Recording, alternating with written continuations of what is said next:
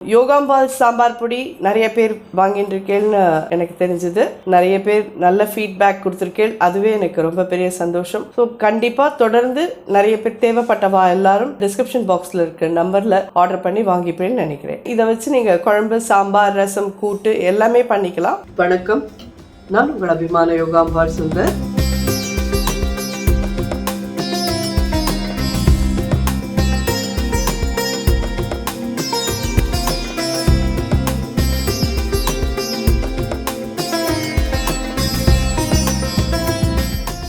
இன்றைக்கி என்ன பார்க்க போகிறோம் அப்படின்னு சொல்லி கேட்டீங்கன்னா, இன்றைக்கி ஒரு சூப் சாலட். இந்த வெய்ய நாள் வந்தாலே ரொம்ப நாள் கிச்சனில் நின்று சமைக்கிறது எல்லாருக்கும் கஷ்டம்தான், நல்லா புரிஞ்சது தான். பட் இந்த சூப் சாலட் நீங்கள் ஒரு நைட் டின்னருக்கு எடுத்துனேன்னு வச்சுக்கோங்களேன், ரொம்ப ஃபுல்ஃபில்லாக இருக்கும். இது என்னென்னு கேட்டிங்கன்னா, ராஜ்மா இருக்குது பார்த்தீங்களா, இது ஜஸ்ட் நான் ஒரு கைப்பிடி தான் ஊற வச்சேன். ராத்திரி ஒரு 8 ஹவர்ஸாக இது ஊறி இருக்குது. இது இனிமேல் தான் நம்ம வேக விடணும். சூப் பண்ண போகிறோம், ராஜ்மா சூப். அதுக்கப்புறம் வாட்டர்மெலன் சாலட். ரொம்ப டிஃப்ரெண்ட்டாக இருக்குல்ல. வாட்டர்மெலன் ஜூஸ் சாப்பிட்லாம் அப்படின்னு நினச்சிட்டு இருப்பேன். வாட்டர்மெலனை வெறுமை கட் பண்ணி அப்படியே சாப்பிட்லான்னு நினச்சிட்டு இருப்பேன். வாட்டர்மெலனில் சாலட் பண்ணுறது ரொம்ப டிஃப்ரெண்ட்டான ஒரு சாலட். ரொம்ப ரொம்ப நல்லாயிருக்கும். உங்களுக்குள்ளாமும் பிடிக்கும், குழந்தைகளுக்கெல்லாமும் பிடிக்கும், எல்லாருக்கும் பிடிச்ச மாதிரியான ஒரு டிஷ் அது. ஸோ இது ரொம்ப ரொம்ப நல்லாயிருக்கும். நீங்கள் ஒரு ஈவினிங் சமயத்துக்கு சம்மரில் போய் கிச்சனில் சமைக்க வேண்டாம் ரொம்ப நாழி அப்படின்னு நினைக்கிற அன்றைக்கி இதை நீங்கள் பண்ணிக்கலாம்.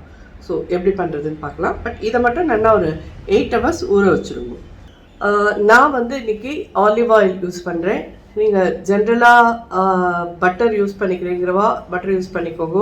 ஆலிவ் ஆயில் வாங்க முடியும் அப்படிங்கிறவா ஆலிவ் ஆயில் வாங்கி யூஸ் பண்ணிக்கோங்க. அப்படி இல்லை அப்படிங்கிறவா நார்மலாக ரிஃபைண்ட் ஆயில் யூஸ் பண்ணிக்கோங்க. கடலை எண்ணெய்லாம் இதுக்கு நல்லா இருக்காது. ஒரு டேபிள் ஸ்பூன் ஆலிவ் ஆயில் விட்டுருக்கேன்.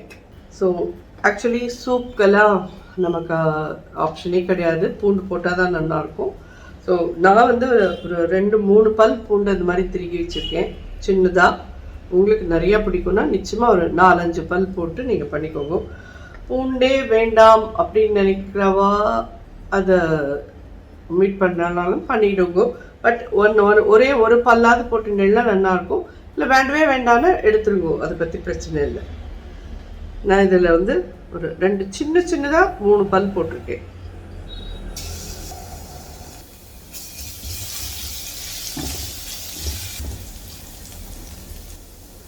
ஜஸ்ட் ஒரே ஒரு வெங்காயம் நல்லா பொடியாக நறுக்கினதான், மீடியம் சைஸ் வெங்காயம் போட்டுக்கோங்க.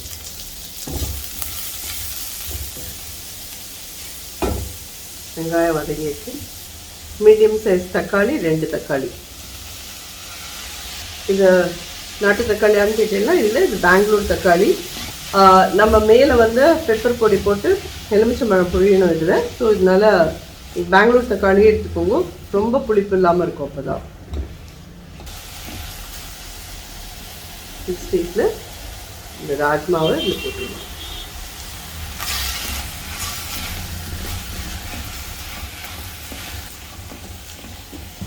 நம்ம மேலே எனிஹவ் சூப் பண்ணுறச்சே உப்பு போட்டுப்போம். நம்ம இதுக்கு ஜஸ்ட் இந்த ராஜ்மாக்குள்ளே உப்பு பிடிச்சிக்கணுங்கிறதுக்கோசரம் ஒரு 1/2 டீஸ்பூன் போட்டுறேன். அவ்வளோதான். தண்ணி நல்லா இதெல்லாம் மூங்குற அளவுக்கு விட்டுருக்கணும். ஒரு 1/2 லிட்டருக்கு மேலேயே விட்டுருக்கேன். நல்லா இது அப்படி ஒரு 7-8 விசில் வரட்டும். அப்போ தான் நல்லா மசிஞ்சு வேகும். நம்ம இதில் பாதி எடுத்துகிட்டு ராஜ்மாவை அரைச்சிட்டு இதில் மிக்ஸ் பண்ணுவோம், பாக்கி அப்படியே இருக்கும். ஸோ இது நல்லா ஒரு 7-8 விசில் வரட்டும், அதுக்கப்புறம் பார்க்கலாம்.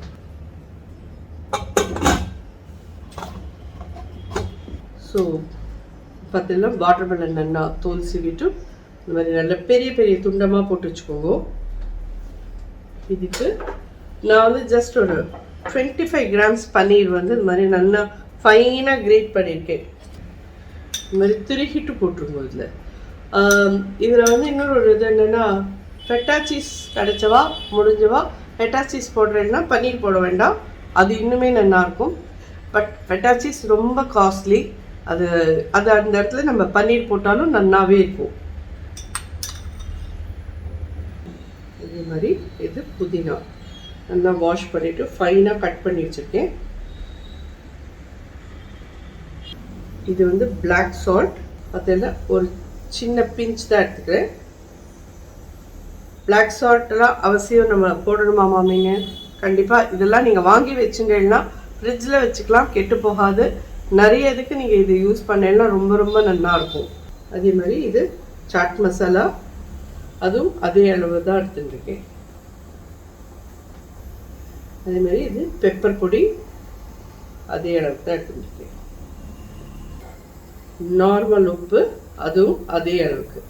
எல்லாமே இந்த 1/4 டீஸ்பூனுக்குள்ளே தான் வரும். ஒரு 1/2 மூடி எலுமிச்சம்பழம்,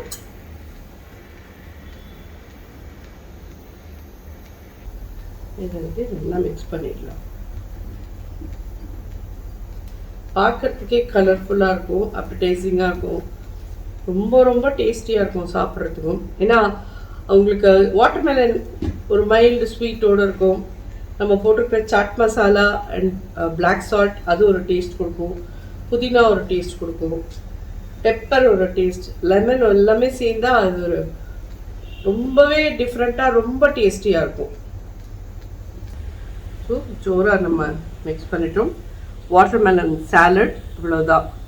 இது நீங்கள் அப்படியே ஃபோர்க்கால் குத்தி குத்தி எடுத்து சாப்பிட்றலாம். இந்த மாதிரி குத்தினெல்லாம் இப்படி அழகாக வந்துடும், அழகாக சாப்பிட்லாம். ரொம்ப டேஸ்டியாக இருக்கும். நிச்சயமாக இதை ட்ரை பண்ணி பார்த்துட்டு இந்த டிஃப்ரெண்ட்டான சாலட் எப்படி இருந்ததுன்னு சொல்லி எல்லோரும் சொல்லுவோம். சூப் முடிஞ்சுட்டு பார்க்கலாம். இது நல்லா ப்ரெஷர் இறங்கிடுத்து.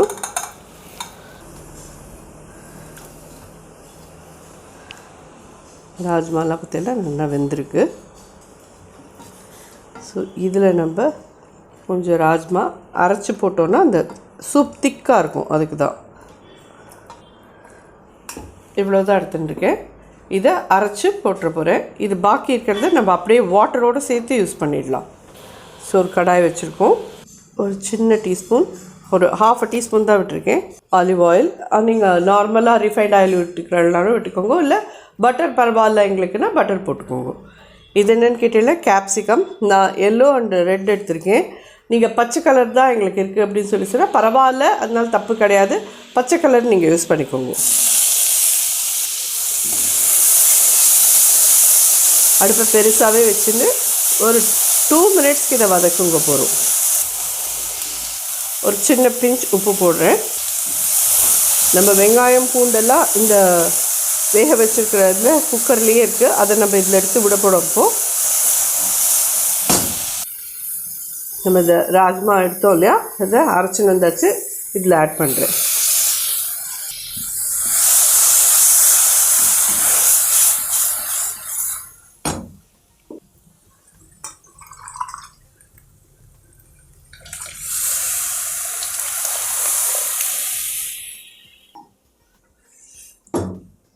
திக்னஸ் வந்து உங்களுக்கு எந்த அளவுக்கு வேணுங்கிறது நீங்கள் பார்த்துட்டு அதுக்கு தகுந்த மாதிரி தண்ணி விட்டு ஆட் பண்ணிக்கோங்க. இந்த சூப்புக்கு தேவையான உப்பு ஒரு 1/4 டீஸ்பூன் போடுறேன். ஆல்ரெடி நிறைய போட்டிருக்கோம், அதனால் இந்த 1/4 டீஸ்பூன் போடும். அதே மாதிரி ஒரு 1/4 டீஸ்பூன் மிளகு பொடி, பெப்பர் பொடியும் போடுறேன். எல்லாமே சேர்ந்து ஹார்ட்லி ஒரு 2-3 மினிட்ஸ் கொதிச்சா போதும். கொத்தமல்லியும் போடுவோம்.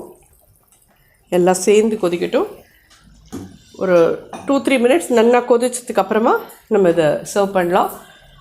கடைசியாக இது அடுப்பு அணைச்சிட்டு ஒரு 1/2 மூடி எலுமிச்சம்பழம் புழிய போகிறேன். இது அப்படியே நீங்கள் அந்த ராஜ்மாவோடலாம் சேர்த்து சாப்பிட்றதே நமக்கு இது வந்து நல்ல ஒரு ஃபுல், அதாவது ஒரு 8-10 விசில் கொடுத்தேன்னா தான் இந்த ராஜ்மா அந்த அளவுக்கு நல்லா வேகும். நல்லா வேகாத நீங்கள் இதை பண்ணினீங்கன்னா நல்லா இருக்காது. ஸோ நல்லா வேக விட்டுடுங்க இதை. அதுக்கப்புறமா நீங்கள் சூப் பண்ணினேன்னா சாப்பிட்றச்சே உங்களுக்கு இந்த ராஜ்மா வந்து முழுங்கிறதுக்கு ஈஸியாக சாஃப்டாக அப்படியே இதாக இருக்கும். ப்ரோட்டீன் ரிச் அப்படிங்கிறதுனால இது ஒரு ஃபுல் மீலாக எடுத்துன்னு நீங்கள் சாப்பிட்றலாம். நான் இன்னொன்று சொல்லணும்னு நினச்சேன். என்னென்னு கேட்டீங்கன்னா, அந்த சாலட் பண்ணியிருக்கோம் இல்லையா, அதை வந்துட்டு நீங்கள் பண்ணிவிட்டு அப்படியே வெளியில் வச்சுட்டு இருந்துட்டு மெதுவாக ஒரு 2 மணி நேரம் சாப்பிட்லாம் அப்படின்னு கழிச்சு சாப்பிட்லான்னு நினச்சேன்னா நல்லா இருக்காது. மிக்ஸ் பண்ணிவிட்டு ரெஃப்ரிஜரேட்டரில் வச்சுடுங்க. சாப்பிட்றதுக்கு 1/2 மணி நேரம் முன்னாடி எடுத்து வெளியில் வச்சுட்டு நீங்கள் வர மாதிரி எடுத்துன்னு சாப்பிட்டேன்னா நல்லாயிருக்கும். அது வெளியிலேயே இருந்துடுத்துன்னா அப்புறம் இந்த வாட்டர்மெலனில் இருக்க வாட்டர், அதுக்கப்புறம் நம்ம போட்டிருக்கிற உப்பு எல்லாமே வந்து வெறும் தண்ணியாகிடும். அந்த வாட்டர்மெலன் வந்து உங்களுக்கு ஒரு மாதிரி கொதன்னு ஆகிடும், கிறிஸ்பியாக இருக்காது. ஸோ அதனால நான் சொன்னேன். ஸோ இது ஒரு சின்ன டிப், அதை நீங்கள் அதை அப்படியே ஃபாலோ பண்ணீங்கன்னா நல்லாயிருக்கும். ஸோ இந்த சூப் ரெடி ஆகிடுத்து. நல்லா எல்லாமே சேர்ந்து கொதிக்கிறது பாருங்க, ரொம்ப கலர்ஃபுல்லாகவும் இருக்குது பார்த்தீங்களா.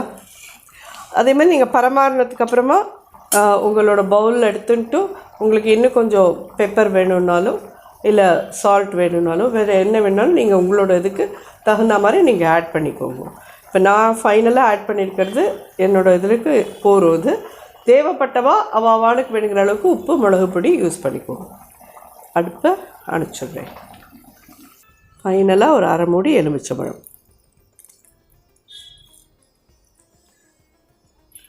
சூப் அப்படிங்கிறதே நல்ல ஒரு நிறைய தெளிவாக இந்த மாதிரி ரசம் மாதிரி இருக்கிறது தான் சூப். அதனால தான் நான் ரசத்தை எப்பயுமே சூப்னு சொல்லுவேன். ரொம்ப திக்காக சூப் சாப்பிட்டோன்னா நமக்கு அது சூப் சாப்பிட்டோன்ற அந்த சாட்டிஸ்ஃபேக்ஷனே இருக்காது. சூப்புங்கிறது இப்படி தின்னாக இப்படி தான் இருக்கணும். அதனால தான் நான் அதில் நம்ம நான் வேக வச்சதே பார்த்தேன்னா, ஊற வச்சதே பார்த்தேன்னா ஒரு 100 கிராம் நான் தான் ஊற வச்சுருந்தேன். அதில் ஒரு 1/4 பாகம் எடுத்து அரைச்சேன், அவ்வளவுதான். பாக்கியெல்லாம் இதில் அப்படியே இருக்குது. ராஜ்மாலாம் நல்லா வெந்திருக்கு. பார்த்தீங்கன்னா இந்த ராஜ்மா சூப் உங்கள் எல்லாருக்கும், இது அடியில் ராஜ்மா இருக்கிறதுனால நமக்கு ராஜ்மா தெரியல, அவ்வளவுதான். மேலே வந்து உங்களுக்கு கேப்சிகம்லாம் மட்டும்தான் தெரியுது. இப்படி எடுத்தால் தெரியுது பாருங்க. தான் ஜோரான ராஜ்மா சூப் ரெடி ஆகிடுது. அண்ட் வாட்டர்மெலன் சாலடும் ரெடி ஆகிடுது.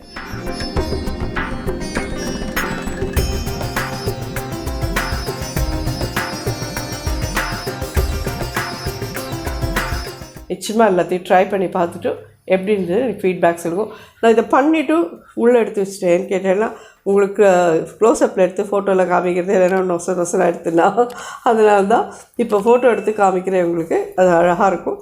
நிச்சயமாக இந்த சாலடும் ரொம்ப நல்லாயிருக்கும், இந்த சூப்பும் ரொம்ப நல்லாயிருக்கும். ட்ரை பண்ணி பார்த்துட்டு எனக்கு ஃபீட்பேக் சொல்லுங்கள். நன்றி, வணக்கம்.